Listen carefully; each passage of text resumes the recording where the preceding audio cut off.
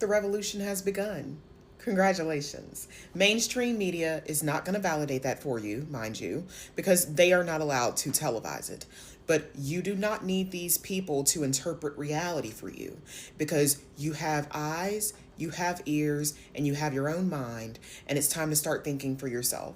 And so, using history as my guide, I am reading A People's History of the United States by Howard Zinn.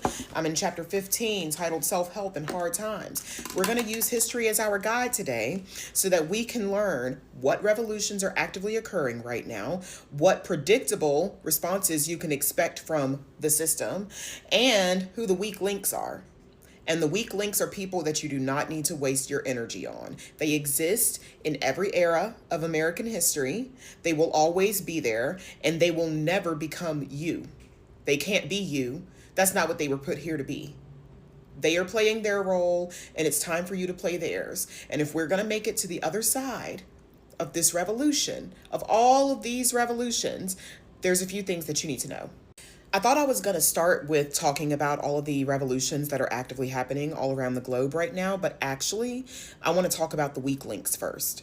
And I want to talk about this because these are the people that us revolutionaries, us educated people, those of us that are fighting on the side of humanity, we often get tripped up by these people because they pop up and it seems as if their only purpose on earth, like their only purpose in this lifetime, is to just piss us off by completely missing the point.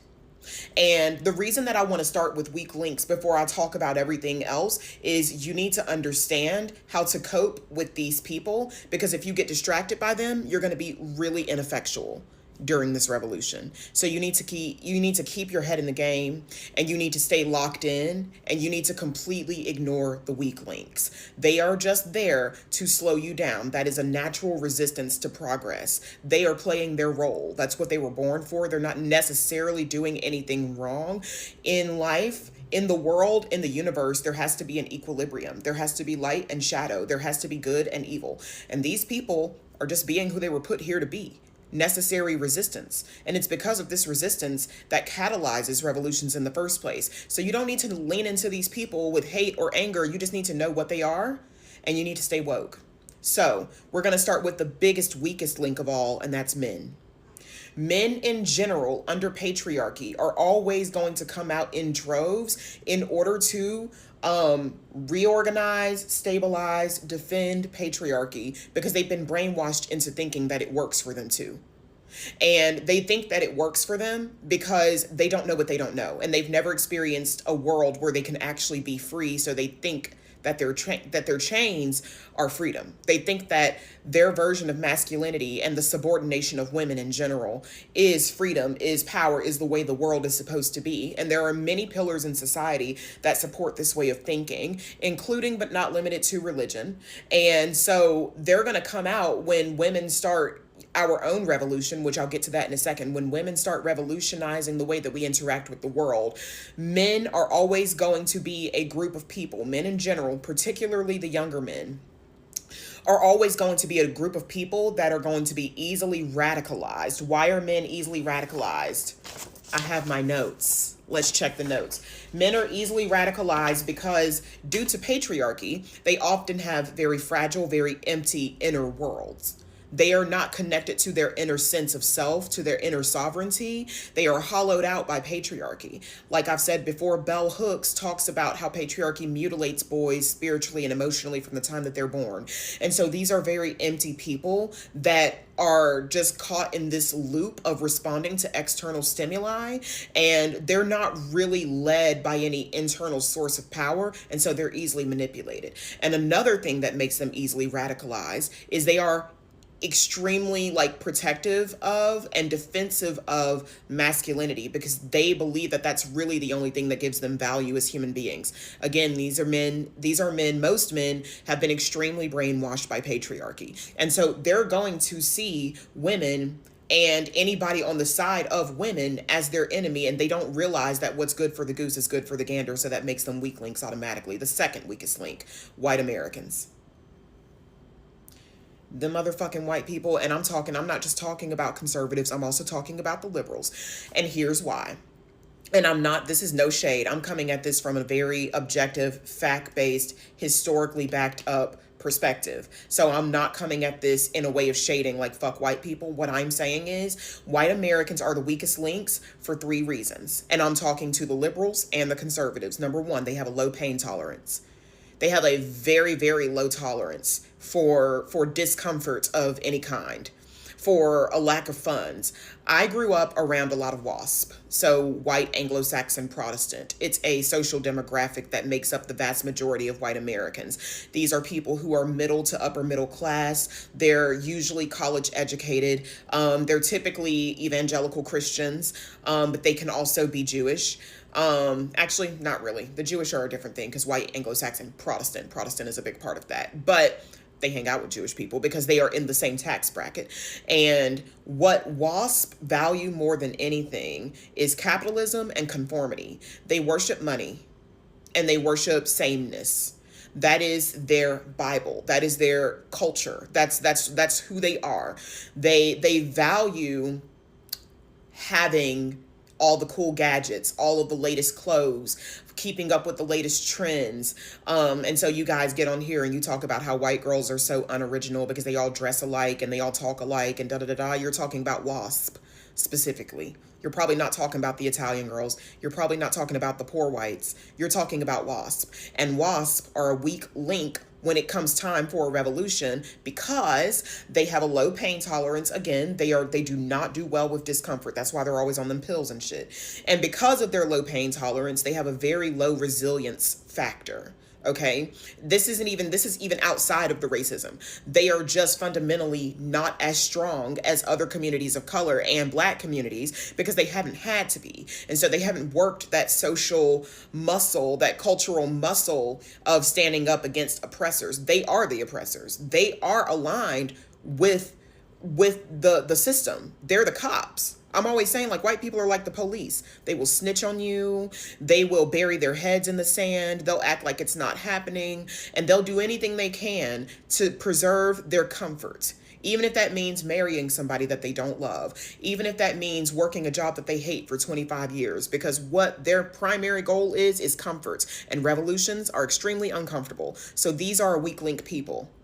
And obviously it goes without saying that white Americans' allegiance to white supremacy, that tends to be the more conservative of them. White Americans' allegiance to white supremacy makes them a weak link because they are very, very easily radicalized. That's why Erica Kirk is able to get her dumb, ugly ass up there and say some shit like, we need to protect the white men in this country. And then all of these dumbass, drone-ass, zombie-ass white people in the crowd are like, yay, yeah, white men are under attack. They think they're under attack because they have a low tolerance for discomfort. And so when they feel uncomfortable, they literally think they're being attacked. Like, they equate them feeling a little uncomfortable in the present day to like black people's 400 years of oppression. They're dead ass. Like, they actually think it's the same because to them on the inside, being uncomfortable as a white man, being uncomfortable as a white woman, being uncomfortable in your little middle class house, to them, they equate that feeling. They feel as though that feels the same as a black person experiencing racism. They're delusional, but again, they're brainwashed. That's what makes them a weak link. The next weak link, religious people. My God. Bitch, my God. Religious people are one of the weakest links for several reasons. Number one, a lot of them, most of them, especially if they are Christian, speaking specifically about Christians, they have these like apocalyptic wet dreams where they're constantly jerking off to the idea of the end of days. And so when they see shit like Israel and the United States trying to bully Iran, in their minds, they don't see it that way. In their minds, they see it as a holy war that's going to usher in the return of Jesus Christ.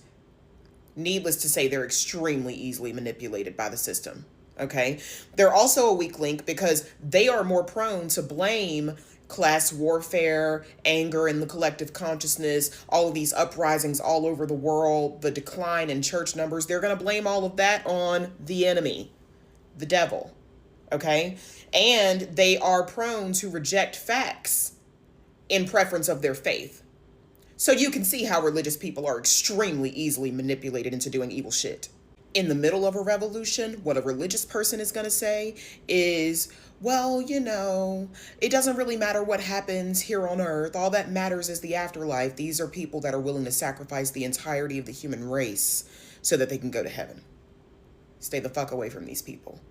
These are people who believe that the ends justify the means, even if the means is genocide, even if the means is pedophilia, even if the means is slavery. There are Black Christians out here that believe that slavery was a good thing because it introduced Africans to Christianity. Religious people are a really weak link during a revolution because they're not going to be able to use their eyes and ears because they have been taught systematically since birth to lean not into their own understanding.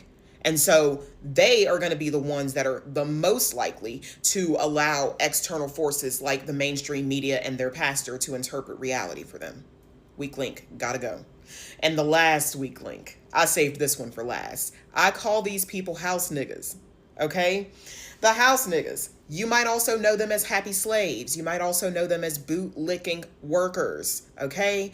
These people are a weak link because when the rest of us are engaged in class warfare against capitalism, these are the people that think that capitalism is good as long as you work hard. And they legitimately believe that.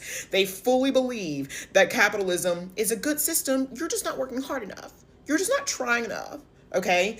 What they don't understand is working class outrage because they are experiencing middle class comforts, and they believe that because they've worked for 20 or 30 years and have built up some sort of savings, a little bit of a retirement, and they're comfortable in their middle class life, they don't understand why other people can't just do what they do. They do not see the inherent evils of the capitalist system because they think it's not reality, but they think it's working for them because they think that those breadcrumbs they've been existing on is actually meals, and they will gaslight the fuck out of you if you try to tell them how bad capitalism is, if you try to tell them how much this system isn't working and that they actually deserve more.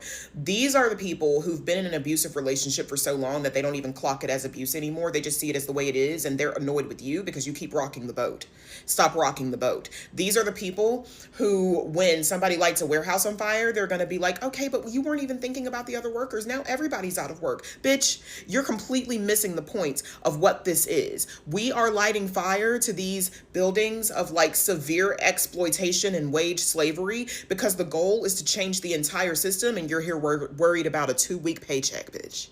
You don't understand at all what the fuck is going on. Not even going to waste my time talking to you. So, all that to say, the 4 primary weak links during a revolution. We've got men under patriarchy. We've got white Americans under white supremacy. We've got religious people under Christo-fascist supremacy.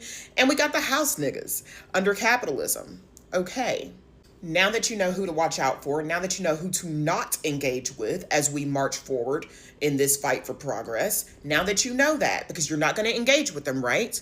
Now that you know who they are, and these people routinely pop up throughout American history to distract from the cause, now that you know who they are, you're not going to respond to their comments. You're not going to get in knockdown, drag out fights in people's comment sections. You're not going to try to talk your family out of it at family dinner because they're too far gone, and you know that. You know that. In 2026, everybody knows if you're still on the wrong side of history, you're too far gone, you can't be saved. You know that. Now that you know who they are, now that you know what to watch out for, what you need to be doing is reserving your energy so that you have more energy to give to the cause. Stop wasting your energy on these fucking real life trolls, these weak links, and focus on how you can transmute your energy into something effective for the collective. Stop arguing with these dumbass people. Okay, now let's talk about the actual revolutions that are going on right now. We've got class warfare. Luigi lit the flame and y'all have taken it and ran with it. So we've got class warfare that's going on in the States right now. I think we are at 9 or 10 warehouses and factories that have been set on fire because they're literally enslaving people and don't give a fuck whether you live or die, whether your children eat or starve. Okay, we've got women refusing to play along anymore. Birth rates nosediving, divorce rates skyrocketing. More women are single now than they've ever been in human history, and it's not looking like that's going to change anytime soon. We've got independent journalism that's embarrassing the hell out of mainstream propaganda and reminding all of us of what true journalism is. And this is one of my favorite revolutions because I went to school for journalism.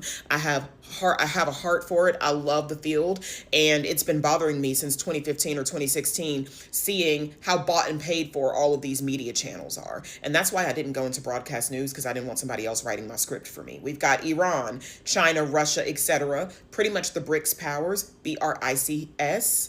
If you've not heard of the BRICS, we're talking about Brazil, Russia, India, China, and Saudi Arabia. Okay, so they are trying to form a coalition, and they have been for the past few years. Iran is now involved. We've got Iran, China, and Russia toppling the West's abusive stranglehold on power. Abusive, racist stranglehold on power. We've also got the American people turning on Israel left and right, because now we're all waking up to how overly involved Israel's been in almost all of the world's atrocities for about 100 years. So now we're all seeing that Israel is actually Hydra. Crazy. And then there's a dictator that was just rejected in Hungary or done or something like that. I'm not exactly sure of his name. My mama was just telling me about him though. And so we got a dictator that's rejected in Hungary. Got it. These are all of the revolutions that are going on right now, or at least a sample size of the revolutions that are going on right now. And if there's more, please drop it in the comments. I want to know more. Like, I can't name everything because this video is already hella long, and I'm really trying to wrap this up, because what I want to talk about now that I've named all of those revolutions, and now that we're aware of the weak links that we don't need to engage with and waste our energy on, I want to tell you and basically warn you about the predictable systemic responses that you can expect from the American government as we move further into 2026 and beyond. I just decided, you know what? Instead of trying to cram all of that into one video, I'm just going to make a part 2. So, go to the next one.